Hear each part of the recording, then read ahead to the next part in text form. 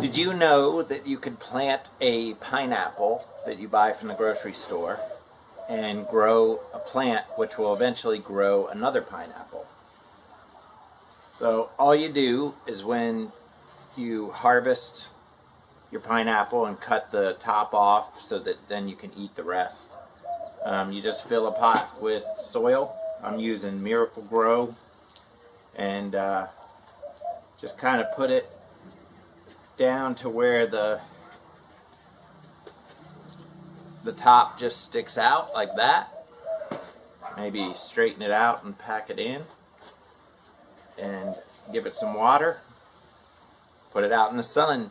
Bring it in the winter if you live in a place that gets cold. There we go. And I'll just give it a little water.